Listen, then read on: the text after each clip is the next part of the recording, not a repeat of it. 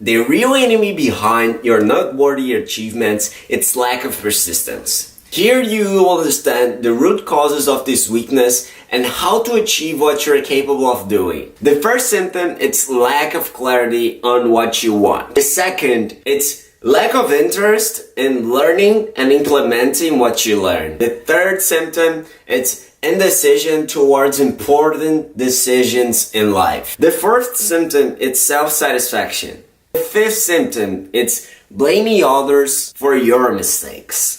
Symptom number 1, lack of clarity on what you want. Thank you, but I just wanted to ask you which way I ought to go. Well, that depends on where you want to get to. Oh, it really doesn't matter. As long as I can... Then it really doesn't matter which way you go. We all know this scene from Alice in Wonderland. The thing is, we all know a lot of stuff about life, let's face it. But we don't necessarily act according to what we know is best for us.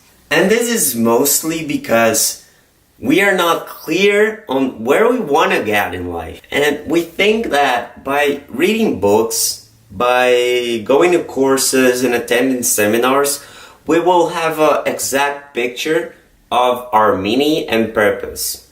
But even though those things are really helpful, you're unable to have a better picture if you do not walk towards what you believe it's good for you.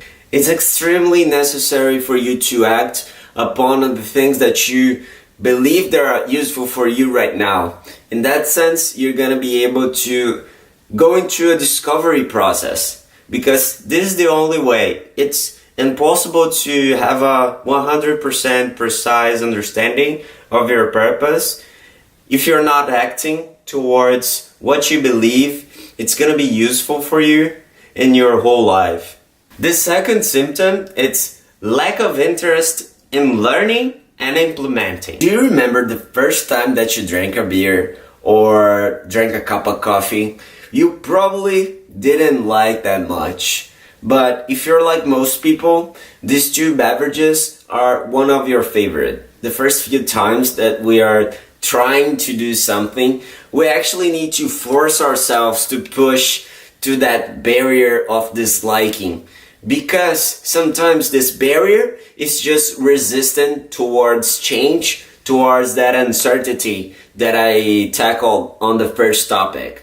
One of the main reasons why you're not getting after what you want, it's because either you don't have enough skills to do what you think you can, knowledge to comprehend what you have to do, or the motivation in order to keep pushing. And the thing is, most of us don't like learning new stuff, but in order to achieve success, we need to be able to turn the pursuit of education as a must, as a habit, instead of as a might, as a thing that we have to do. If you don't like reading books, listen to them. And if you don't like listening, read them. And if you don't like both, it's because you haven't tried them long enough to start realizing what's your favorite. And in the end, you might find that you like a lot of the new things that you're trying. And also, if you don't like what you just read, this is excellent. Seriously, it is.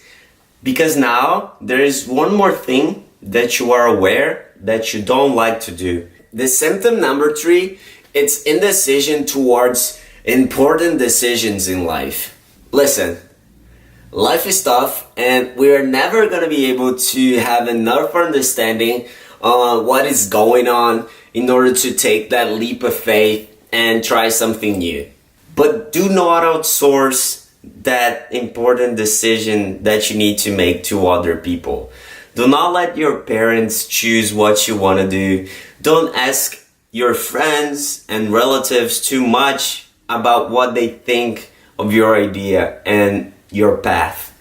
Because we all know that people are incredibly good at criticizing others' ideas and new attitudes, even if it's a constructive feedback. And sometimes all those critiques might impede you from acting.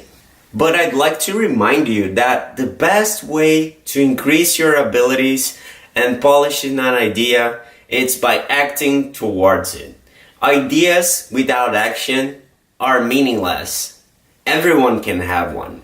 But if you act upon your ideas, you might be able to have a better picture if that thing that you thought that might be your favorite thing to do, it's actually a thing that you enjoy doing.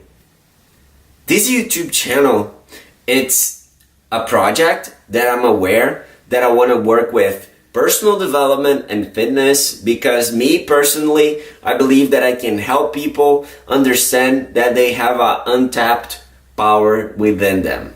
But do you think that I know exactly what I'm gonna offer in this channel precisely? The truth is, I don't.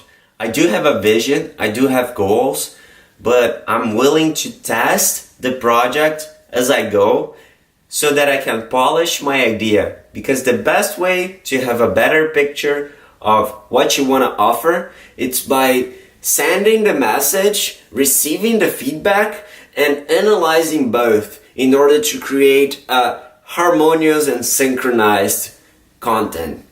The main point is, it's hard to know what is going to happen if you're not doing to see what happens. The fourth symptom, it's self-satisfaction. If you are watching this, you're probably not 100% satisfied with who you are, which is healthy and completely fine. But for those who think that they are good enough, seriously, I cannot help you. There is little remedy for thinking that you're good enough, and no hope, essentially. Do not mistake self-worth with self-satisfaction. Do not think that you need to believe that you're not good enough and do not feel worthy of who you are at the moment. It's important to balance the sense of improving with the realization that you're constantly evolving. Of course, if you're actually doing something useful and polishing your path towards your purpose. The fifth symptom is blaming others for your mistakes. Listen, you might not know this, but you are at an incredible advantage in life comparing to others already. You probably have healthy visual and auditory functions, 2 arms, 2 legs. It's able to functionally perfect as a human being, can speak the most influential language of the world, probably better than me, have internet access to any kind of source that you want, and probably live in a good economic scenario that gives you time to kill watching YouTube. And if you don't have a job already, you could easily get one. The message is, you have an amazing advantage in life compared to most people in the world already. Stop blaming people, the economy, your friend, boyfriend, and start focusing on the opposite scenario. Instead of blame, start becoming responsible for the circumstances that you're in life. Because in that way, you're gonna be able to take the ownership of what's happening to you and quit the victim mentality that's stopping you for keeping perseverance and persistence towards the things that you believe that you should do in life. If you are procrastinating your actions towards changes in life, it's possible that you are walking towards a path that it's not yours, and someone simply defined it for you. I know that it's difficult to face this situation and even understand how to get out of it. But the first step towards not being a slacker is having clarity on what you want out of life. This does not have to be exactly what you want to do, but as soon as you walk towards this path, you might find the things that you actually like to do. Because the most important thing, it's instead of keep thinking about your purpose, you probably do have a clear idea of the favorite things that you like to do, and you have that project that you haven't started yet. So it's time to start. I'd like to finish this post with a Chinese quote to make me sound smarter, even though I'm Brazilian and I'm not really that clever. Not saying that Brazilians are clever, I'm just giving my personal example here. The best time to plant a tree was 20 years ago. The second best time it's now. Peace. Hey guys, Antonio here.